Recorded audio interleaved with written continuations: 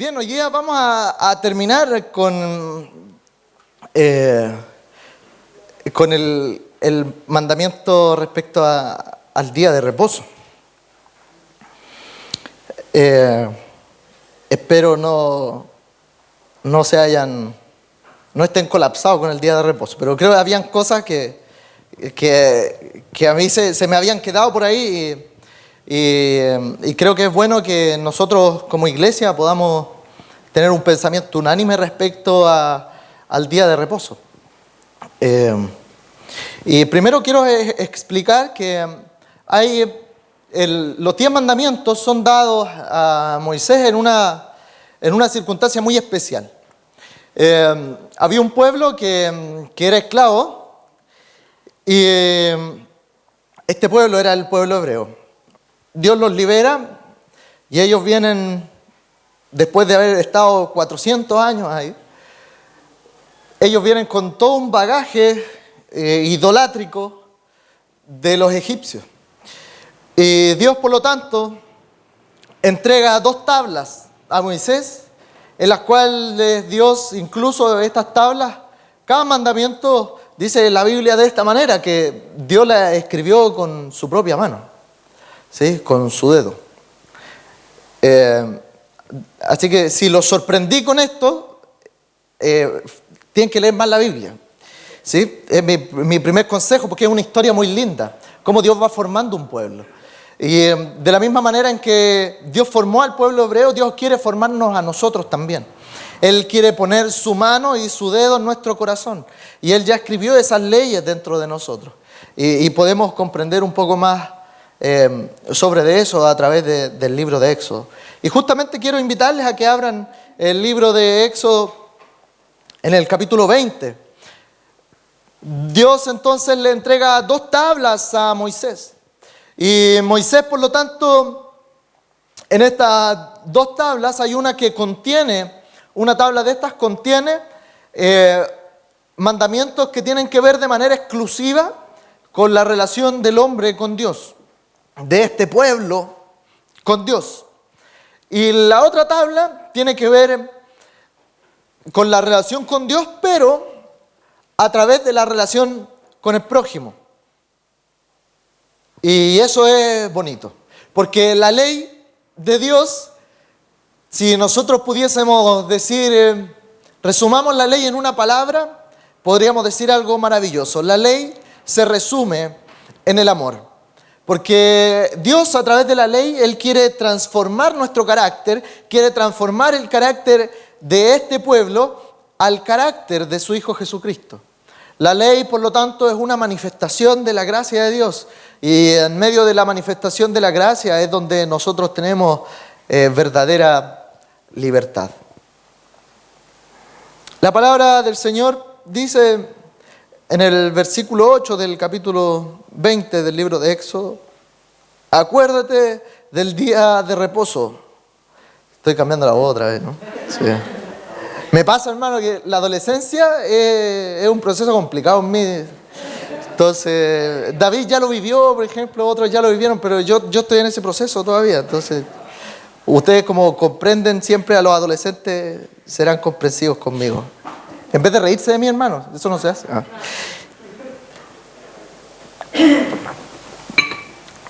Ahora debo haber madurado.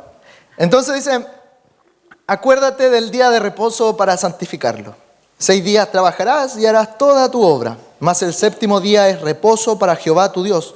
No hagas en él obra alguna, tú, ni tu hijo, ni tu hija, ni tu siervo, ni tu criada, ni tu bestia, ni tu extranjero que está dentro de tus puertas. Porque en 6 días hizo Jehová los cielos y la tierra, el mar y todas las cosas que en ellos hay, y reposó en el 7º día. Por tanto, Jehová bendijo el día de reposo y lo santificó.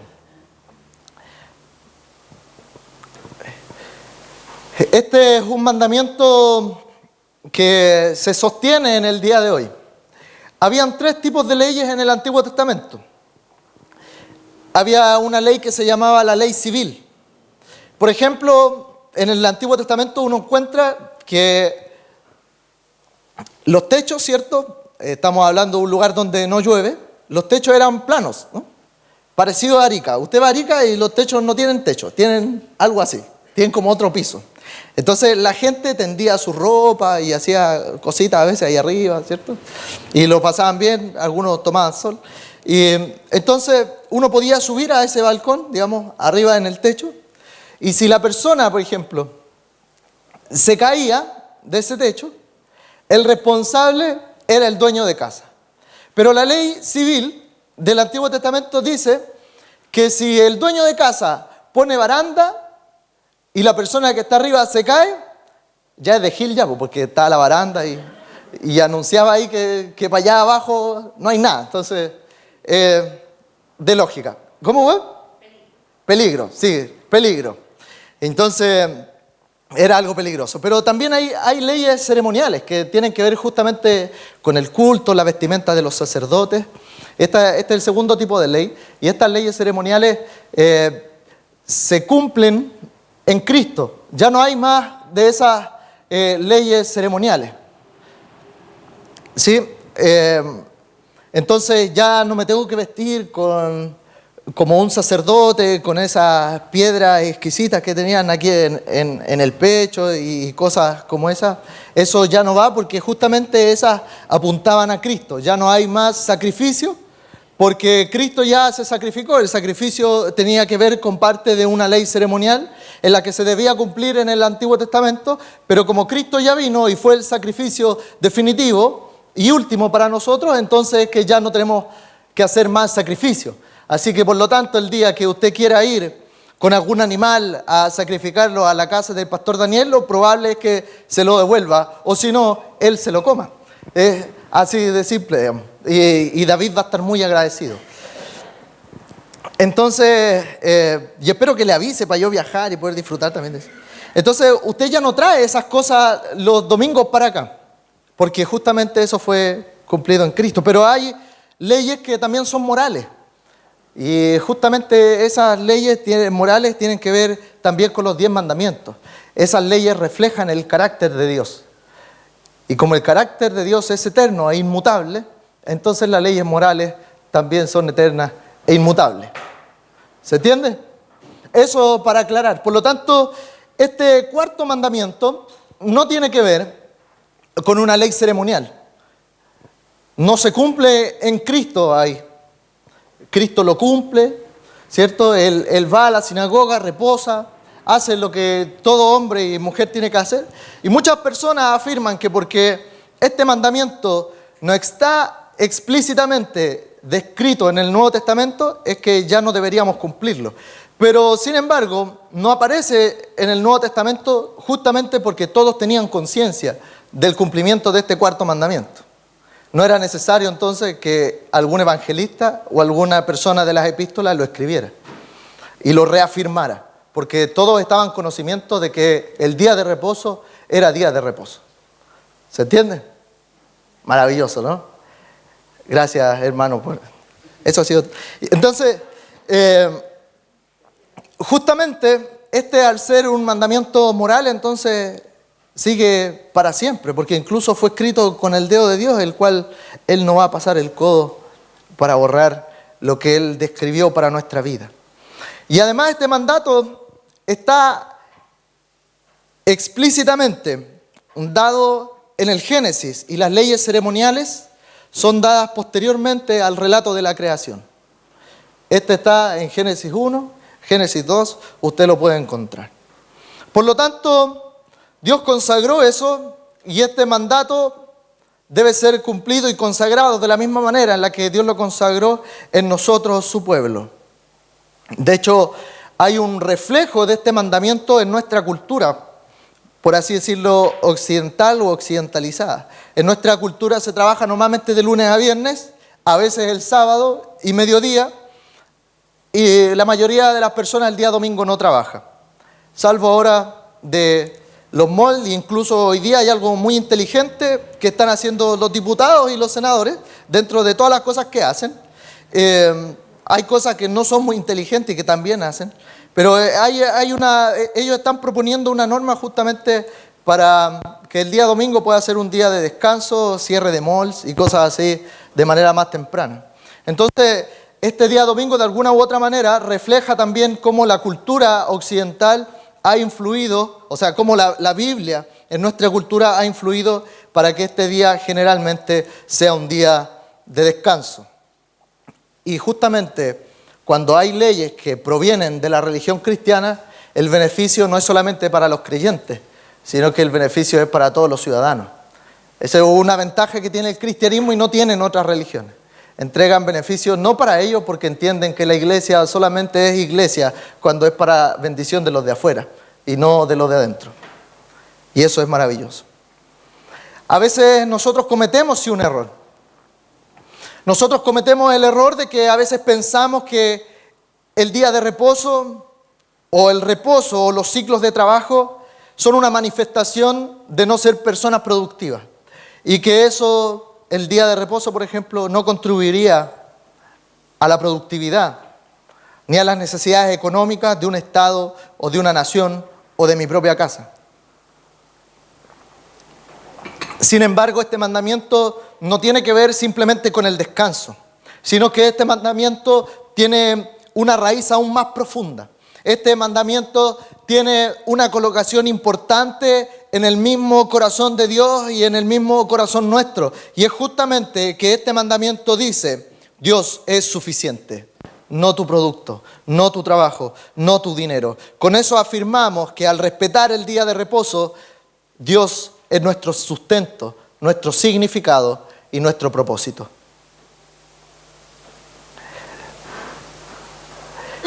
A veces en nuestra cultura se piensa que tener a Dios es bueno y que hay que tenerlo en la vida porque de alguna manera entrega bendiciones y es provechoso. Pero este mandamiento no nos enseña eso. Este mandamiento nos enseña que Dios debe ser el centro de nuestra vida, porque la gente termina pensando que respetar este día y que Dios sea el centro de nuestra vida, eso es ser fanático. Es razonable tener a Dios, pero no podemos ser fanáticos porque si no seríamos una secta. A veces creemos que es así, pero este mandamiento refleja otra cosa. Este mandamiento refleja en realidad cómo Dios va a ser el todo de nuestra vida. Y algunos piensan que la Biblia enseña una religión equilibrada, una religión que no nos lleva al fanatismo, que no nos vuelve fanáticos por Dios. Pero la verdad es que Dios es el centro de tu vida o Dios no es nada para ti. Y no hay nada equilibrado en eso. La Biblia no tiene un equilibrio para esas cosas. Jesús dijo: ¿me quieren seguir a mí? Entonces ámenme más que a todos los demás. Y más que a todo lo demás, llámenme a mí sobre todas las cosas. Esa encrucijada nos presenta el Señor. A veces estamos en esa encrucijada, pero las decisiones deben ser tomadas hoy día para que cuando aparecen ciertas circunstancias, nosotros podamos tomar las decisiones que ya habíamos pensado desde muchos años antes. Por lo tanto, o Jesús es nuestro centro, o Jesús no es nada para nosotros. Había un creyente que en un libro cuenta, un refugiado holandés por la Guerra Mundial, se le acerca un vecino. Él tenía varias hectáreas, le habían dado para que él trabajara y produjera la tierra. Se le acerca al vecino y le dice: ¿sabes qué? Yo trabajo todos los días de manera ardua. Yo tengo el mismo caballo que tú, la misma raza que tu caballo. Y yo produzco mucho menos que tú. Mi tierra produce mucho menos y mi caballo tiene muchas menos fuerzas que los tuyos. Yo no sé qué es lo que tú haces. ¿Me podría decir lo que tú estás haciendo? Y él le dice: mira, la verdad es que en mi tierra, en mis hectáreas, todo funciona de lunes a viernes. El sábado limpio el caballo, lo ayudo a descansar y el domingo nos vamos todos a la iglesia. Así que el caballo descansa el día sábado y el día domingo. Por lo tanto, el día lunes el caballo tiene sus fuerzas renovadas. No tiene ninguna ciencia. Él no está diciendo algo místico. Esto es algo importante. porque como seres humanos tenemos limitaciones. Sin embargo, Dios bendice a través de nuestras decisiones.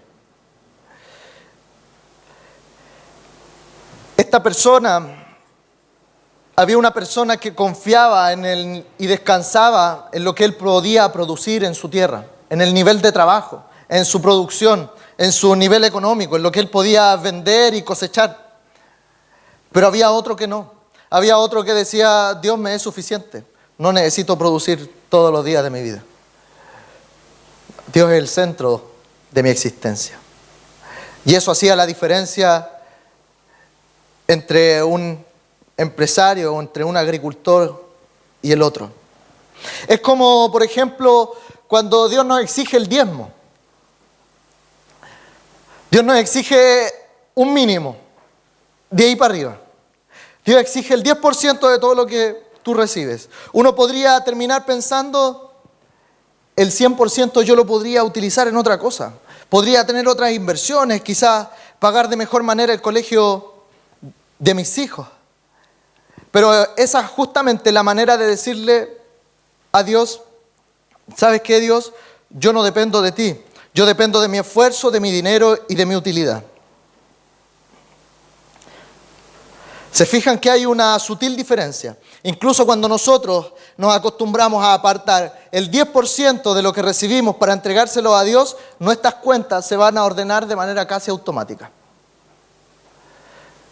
Y el que tiene la experiencia, digamos, en su casa de hacerlo, va a estar de acuerdo conmigo. Es mucho más fácil ordenarse quitando ese 10% para entregárselo al Señor y poder ordenarse con todo lo demás. Porque ahí está su corazón. Es una manifestación de a quien nosotros adoramos y de quien nos sustentamos.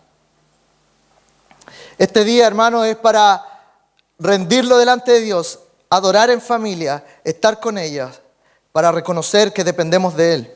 Porque nuestro sustento no es la cantidad de horas que nosotros trabajamos, sino que nuestro sustento es nuestro Dios.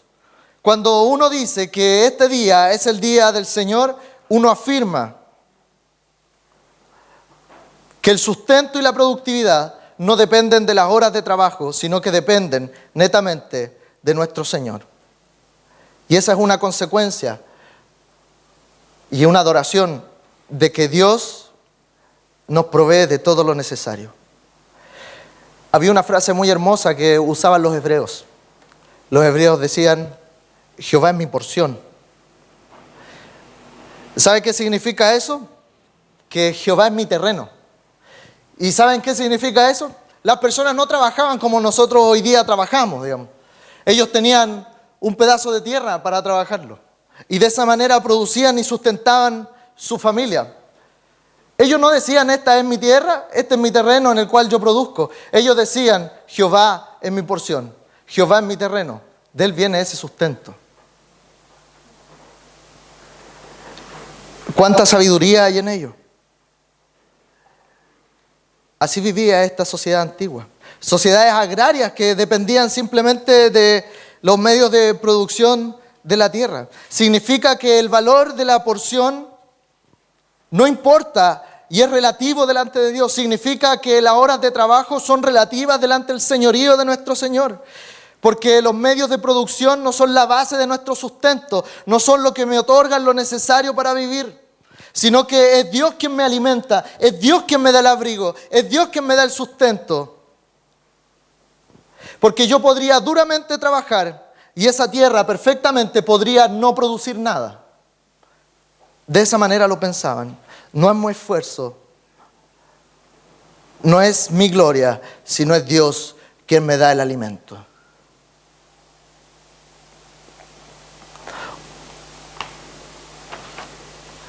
Hoy día vivimos en una sociedad que idolatra muchas veces el trabajo y hay otros que lo aborrecen.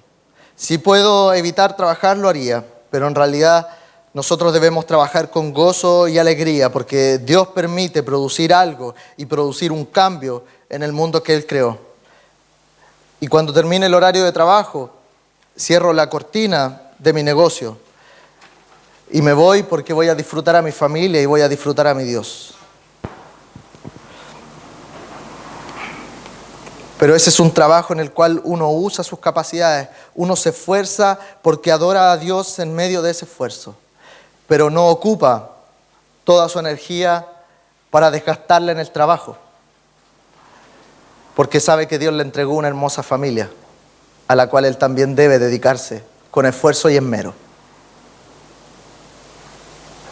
Eso es lo que Dios desea en nosotros, en nuestra iglesia, en nuestras familias. Dios pone un parámetro para estos hombres que venían siendo unos bárbaros idólatras, que no tenían aparentemente ley y solamente confiaban en una promesa de su padre Abraham.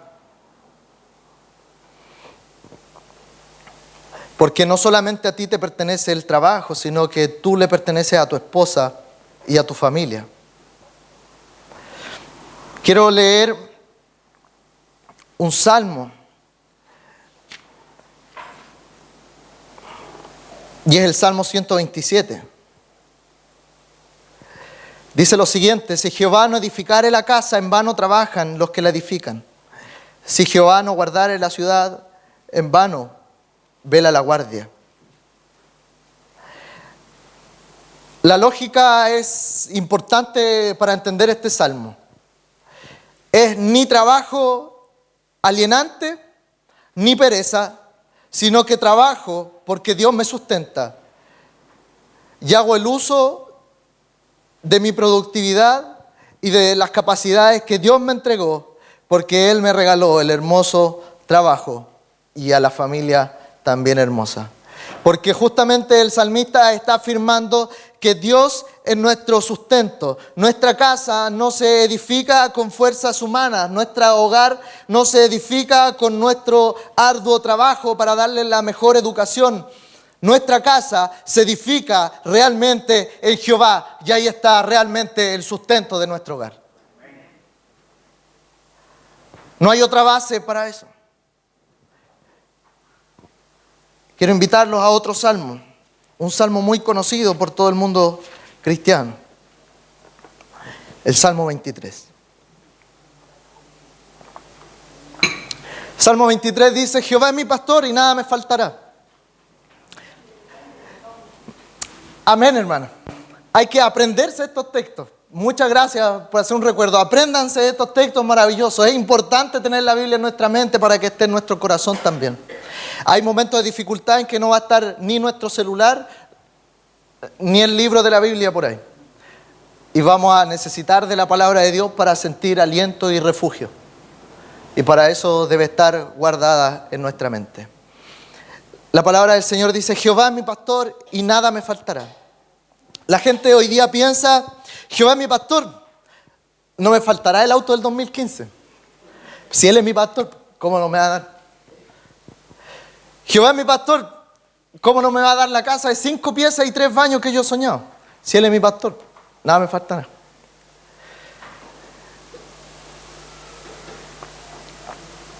Y esa no es la en que lo hace el salmista. La versión de la Biblia en inglés lo traduce de una manera exquisita. Dice: el Señor es mi pastor. No se lo van a imaginar. Dice: el Señor es mi pastor, no desearé.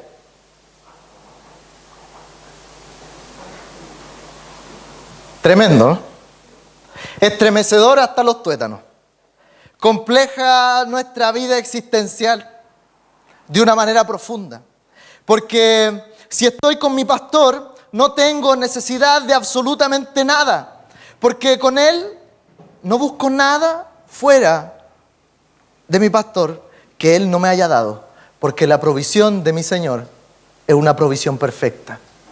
Lo que Dios nos ha regalado de manera perfecta. Nada dice: quiero este vestón, quiero estas zapatillas. El texto no nos invita jamás a eso, sino que confío en la voluntad de Dios porque Él es mi contentamiento. El tener gozo por todas las cosas que Dios nos ha regalado es un acto de fe, hermano. No tiene que ver esto con pobreza voluntaria y decir, no, yo soy pobre y me alegro en el Señor porque yo quiero ser pobre. No tiene que ver con eso, sino que tiene que ver con alegría, porque uno es alegre justamente porque Él es nuestro pastor. Uno no ve a las ovejas decirle a su pastor, pastor, ¿sabe qué? Los pastos que tú me pusiste son terribles chachas. Hay otros que están en el llano un poco más allá. ¿Por qué nos llevaste a este pasto de acá? Uno no ve a las ovejas decirle eso a su pastor.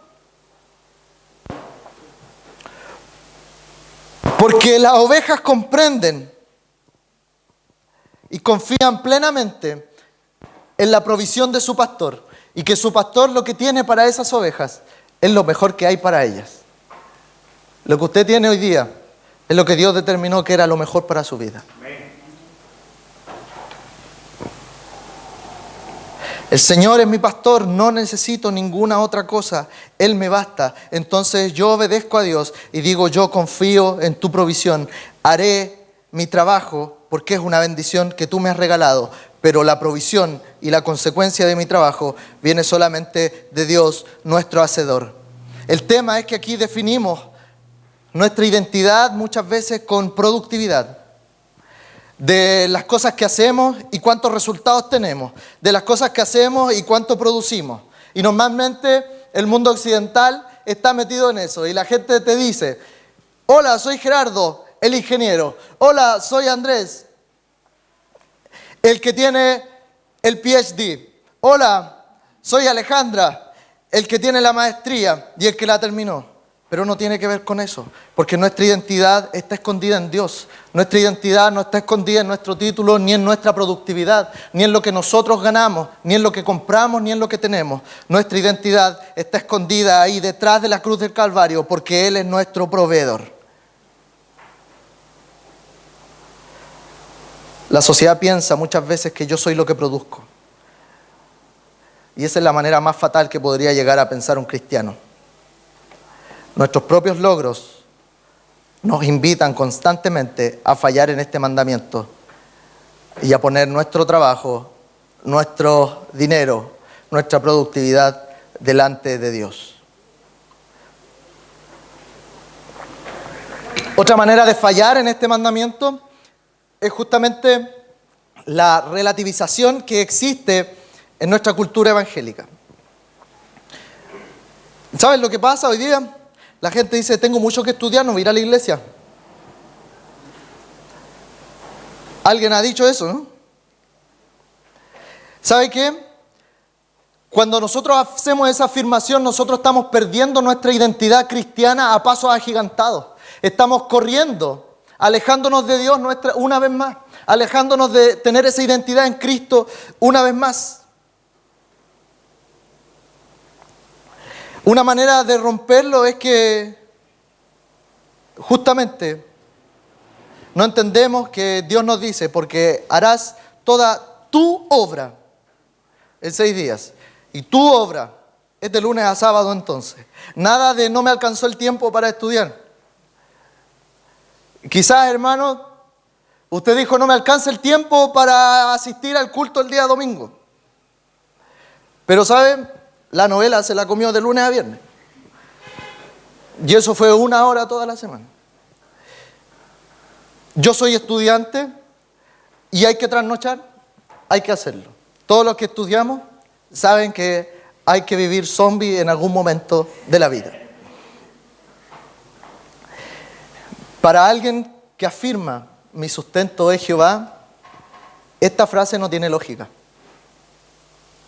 No tiene lógica aconsejar a nuestros hijos que no vengan a la iglesia por estudiar.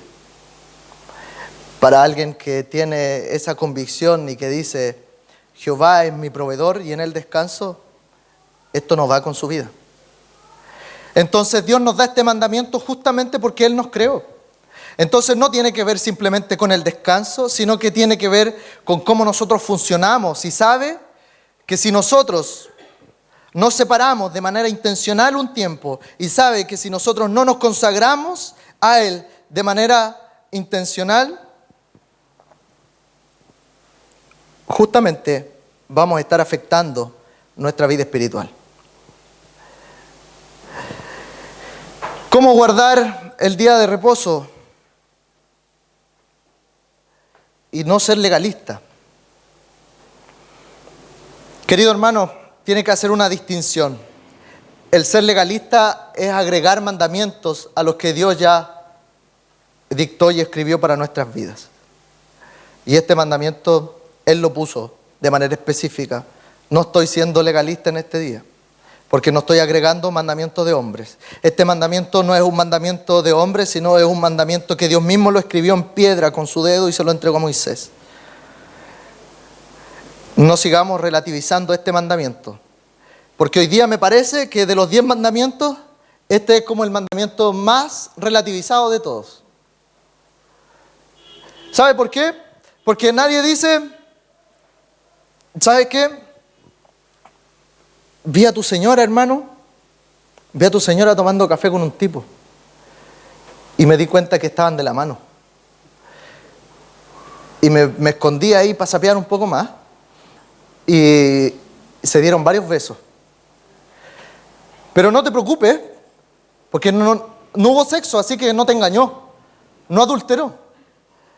¿Alguno de nosotros relativiza el mandamiento del adulterio de esa manera? No, ¿no es cierto?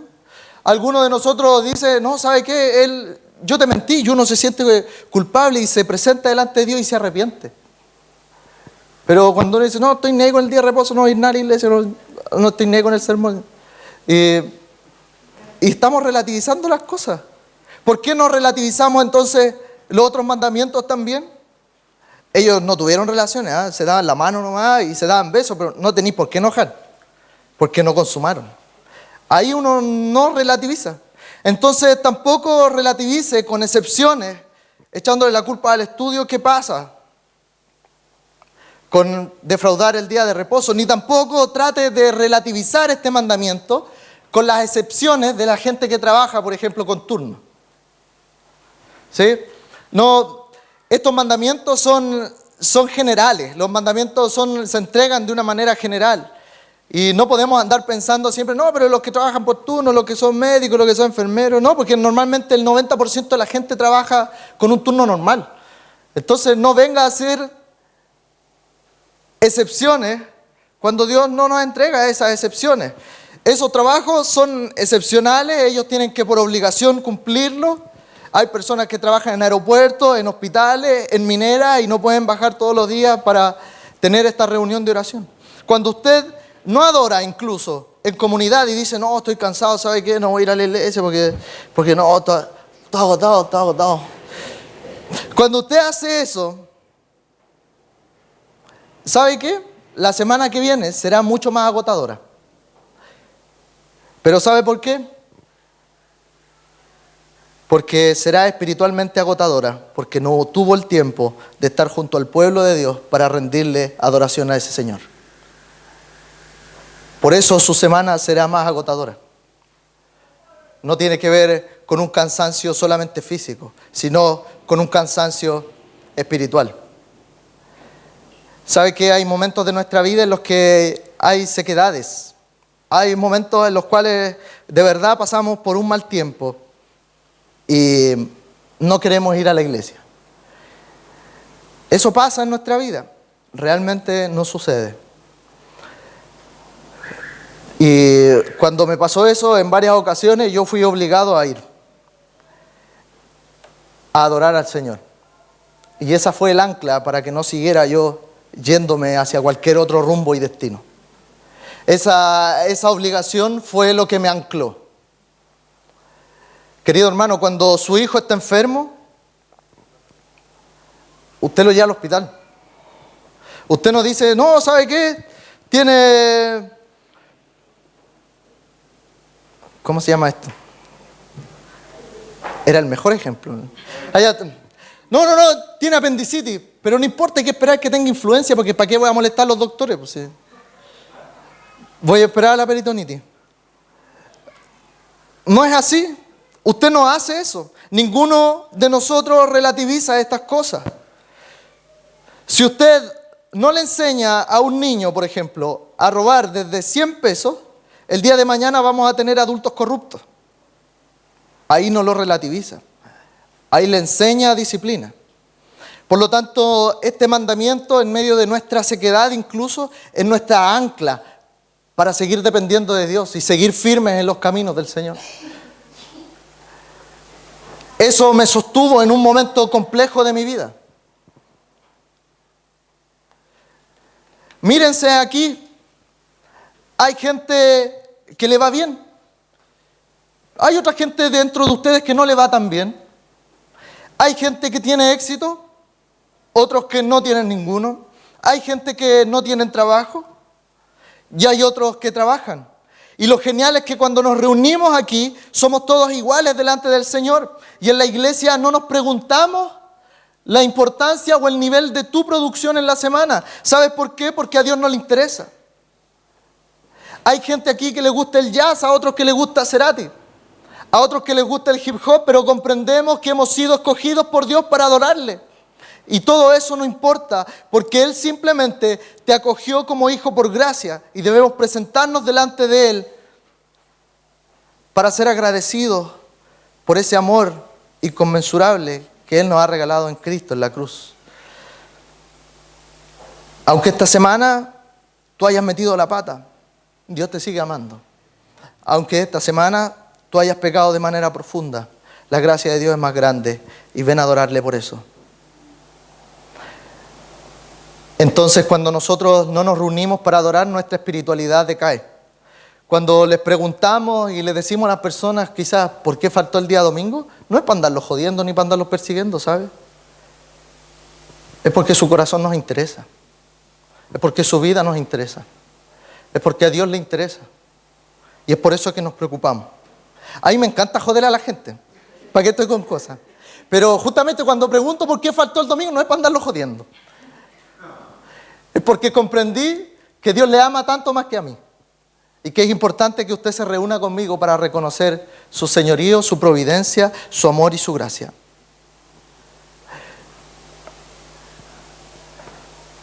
Es justamente porque eso te hace daño. Y porque tu espiritualidad comienza a enfermarse, tu espiritualidad se daña. Tenemos que separar tiempo y espacio para adorar a Dios. Porque eso define nuestra identidad. Y nos recordamos mutuamente en el culto que somos hijos de Dios, amados solamente por gracia. No por lo que producimos ni por lo que tenemos, sino por lo que somos. Hijos de Dios, escogidos desde antes de la fundación del mundo.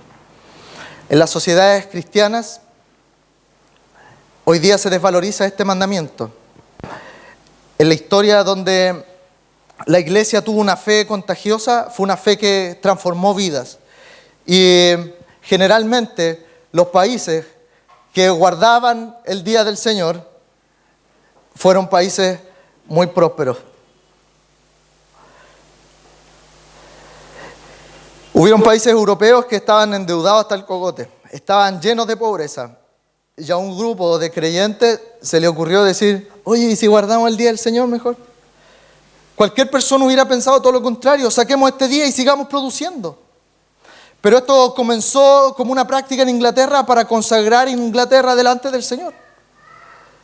Y esos países prosperaron mucho más que otros que trabajaban todos los días de la semana y no consagraban este día. Nosotros pensamos diferente. Dios tiene planes diferentes. En muchos países se hicieron cultos todos los días, se hacían misas de lunes a viernes para celebrar a distintos santos, de lunes a domingo. Entonces el día del Señor ya era un día más. Era una misa más de la semana. Y por eso nosotros no tenemos culto todos los días. Porque separamos esta idea del día del Señor. Tuve la oportunidad de estar con una tribu indígena en Argentina. Es la tribu Wichi. El culto era a las 6 y un poco más de la tarde. Yo estaba ahí a las 6. Yo tenía que predicar a las 6. Y eran las 7 y llegaban de a uno. Y eran las 7:30 y llegaban los otros. Y eran las 8 y el culto comenzó a las 9. Ellos no tienen la misma idea de tiempo que nosotros. ¿Y sabe por qué son tan relajados? Porque comprenden que ese día es entero del Señor. No son 2 horas del culto. Ese día completo son para el Señor. ¿Sabe dónde hay iglesias vibrantes hoy día? Justamente en la India y en la China. en donde son perseguidos y ellos separan este día para la adoración, donde citan el culto para las 8 de la noche, pero comienzan a llegar desde las 8 de la mañana, porque entienden esto. ¿Cuándo fue la última vez que usted pidió perdón al Señor por faltar en el día de reposo? Pero cuando faltamos el domingo, por dormir más, por la familia, por el sueño, Jesús dice, si no me aman a mí más que a todas las cosas y más que a su familia, no son dignos de mí. Jesús no es antifamilia. La familia no se utiliza para no adorar al Señor. La familia es para la adoración del Señor. Entonces a veces tenemos que evaluarnos de manera espiritual. Tenemos que evaluar nuestra espiritualidad con respecto a si estamos guardando el día del Señor, si estamos llegando ansiosos por vivir este culto en donde su palabra es predicada y donde juntos nos rendimos delante de nuestro Señor y celebramos su gracia, su amor y misericordia. No descuiden el día del Señor. No descuiden los 10 mandamientos, porque fue Dios mismo quien lo escribió. Reposo es como sentarse en esa banca. Usted se sienta ahí por un acto de fe. Usted no llegó aquí y dijo, a ver, para ver si lo aguantaba de la banca. Usted no lo hizo de esa manera. Reposamos en las bancas porque ahí hay un acto de fe. Eso es lo que nosotros hacemos cuando reposamos delante del Señor. Entonces, cuando le decimos a Dios, este día es tuyo porque confío en ti, me hubiera encantado estar durmiendo un rato más, pero me tomaré un café cargado y reposaré en ti, porque solamente en ti, Señor, hay reposo verdadero y eterno. Y con esto termino, hermano. No se sorprenda si su espiritualidad guatea o se enflaquece. Venga a adorar al Señor. Porque cuando estamos aquí juntos podemos decir, Él es nuestro reposo. Porque justamente Cristo nos dice, vengan a mí los que estén cansados y cargados, que yo los haré descansar. ¿Sabe lo que de verdad agota en nuestra vida finalmente? No es tanto el culto ni el día de reposo.